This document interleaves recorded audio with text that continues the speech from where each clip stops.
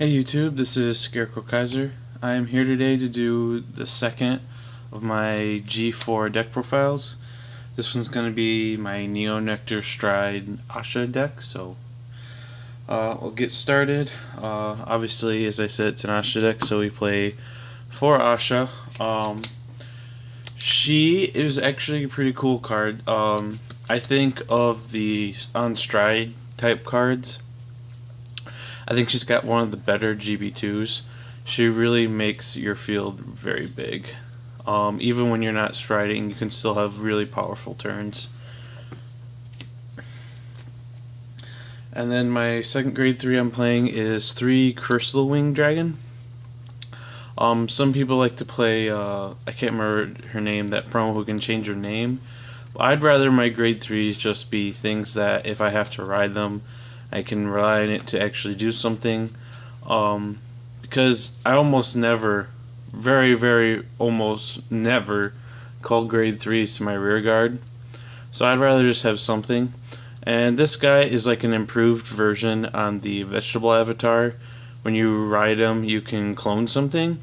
And for a GB1 of Counterblast 1, he's kind of got like an Asha-like skill. So, yeah, he's pretty cool. I've never had to really use him very much, but that's the thing. You're almost always riding Asha anyway, so he's just your backup.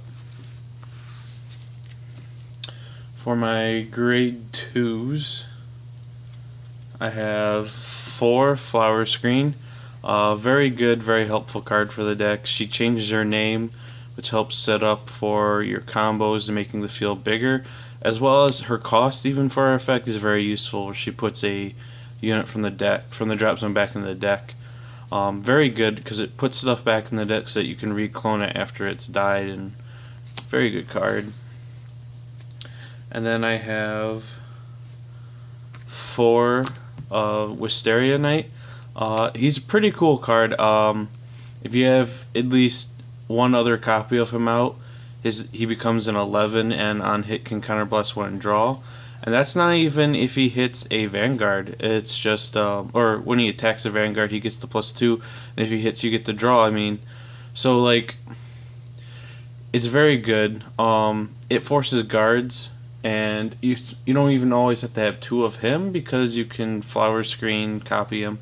So you'll power him up, and then like you'll do like your Vanguard attack, even if you don't have 2 of them. If you have like 1 of each, you can do your Vanguard attack. Let's say you drive check your crit, you give the crit here, and then he'll swing in, and they'll want to block him because they don't want you to draw. But if they block him, now you gotta worry about her still with the crit too.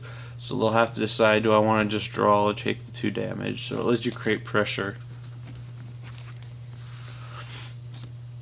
And then for my last grade 2, I play 3 of her. I originally started out playing 4. I'm sure a lot of people actually do play 4. But I found that I don't actually have to use her that often during a game. So I found it comfortable to cut 1 of her. I found having a full set of the other grade 2s to be more helpful. She's a very good card, very good. Even her cost is cool that she can Soul Blast and get something back to the drop zone. So I like her a lot. I just, at the moment, I don't find a need to play more than 3. And for the grade 1s, I have opted to play 4 Perfect Guards that just block any attack, even if it's on a rear guard. This deck counterblast, but it's not like desperate on counterblast. I've almost never run out of counterblast, so I'd rather have a perfect guard that can protect against things like Laurel and the X. Now for my Stride Assistant, I'm only playing 3. Because I need room for other grade 1s, and I'm not desperate to have that many of them. As I said in this deck, as long as you've at least strode twice, you can still have a strong turn even if you're not striding with Asha's GB2. But mostly it's because I needed room for my other grade 1s. I play for Pia. She is a very cool card. She's the main grade 1. I like to have multiples out. She puts back 2 cards and chooses a name and everything. That name gets +3. So she can even do herself. She's pretty cool. And her cost can be helpful too. Although it is slightly high-ish that you have to put back 2. I usually don't get to do more than one of her a turn. Sometimes you will, but putting back those cards, you gotta have the stuff in the drop zone to do it. That, and when you put your stuff back, you're decreasing your trigger percentage, so you gotta keep that in mind as well. And my last grade 1, I'm playing 3 of the Cherry or Berry Squire. Normally these units I don't find very good at all. He's a GB1. When he swings at Vanguard he gets +3, so he attacks for 10. Normally I don't like these cards. Like, I don't think I have ever really played him in any other deck. But in this deck I like him because and the reason I'm not playing the Sour Slicer is because I find it kind of redundant. The little boost that it gets up from having the multiple copies out doesn't usually actually add up to anything. Like, even if I have 4 of them out, let's say there's 2 of them teamed up with each other, so they're both 10s. So that's only hitting 20. 2 of these guys teamed up is hitting 17, which is the same amount of guards. So, unless my opponent is a 10, which is highly unlikely. So I do like him for the versatility of boosting and attacking. And last for my zeros, my starting Vanguard, I'm playing the Spring Heralding Maiden. I was trying the other starter, the one that can move to soul, look at top 5, call grade 1 or less at rest. I kind of like that card in concept because it would let you, before you get to turn 3, if you're going second, get a grade 1 out there so that you can, on turn 3, if you're going second, stride and then clone that card right away. However, it doesn't work out as well as I want. You can't just willy-nilly go do it. You gotta pay attention to what you're drawing and stuff to make sure you're not just gonna miss and it be for nothing. And while it's a cool card and it has a solid, like, thought-out concept behind it, I just didn't find it consistent enough. And this card, while very slow-ish, it's consistent as well. So I decided just to stick with this. And then for my triggers, I am doing 12 crits and 4 heals. This deck hits really hard with really high numbers, so I've found that lots of crits just work best. I don't feel as much of a need to have draws to generate card advantage as the deck clones stuff and fills up the field, so I'm getting my advantage out that way.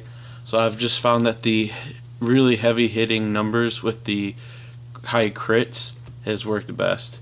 Either you push them into that corner and now they have to block all of your big attacks, or they're blocking the Vanguard, then a big attack is picking up a crit and they're trying to stop that crit or a double crit or whatever. I just found this works best. Now for the G units. So I'm playing 1 on hit. It's okay, not a fantastic on hit, it's just okay. I feel like a lot of other on hits in the game are better, but she's still pretty okay. Then I play 1 Primavera. I don't use Primavera every game. It's probably every 3rd or 4th game that I end up using her. When I do use her, she's pretty helpful. And I found the most helpful part about her sometimes is her cost. They have to put 5 things back from the drop zone, normal units. That's a very helpful thing sometimes when you get into a late game and your opponent's killed off a lot of your good cards. You can put them back in the deck and then start rebuilding your field, as well as she rebuilds the field and stuff. So she's just very counterblast heavy. So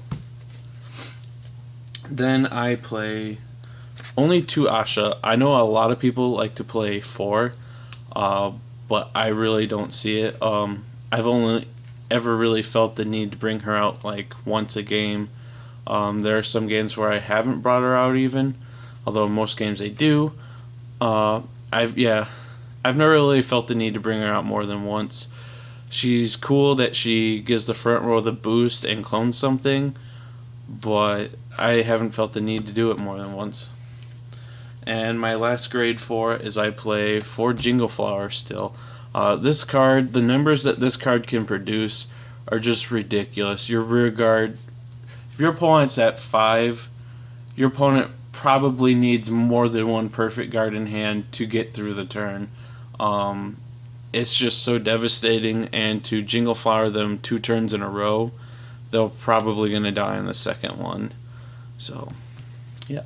So that's it for this deck profile. I'll have other ones coming still. Thank you for watching.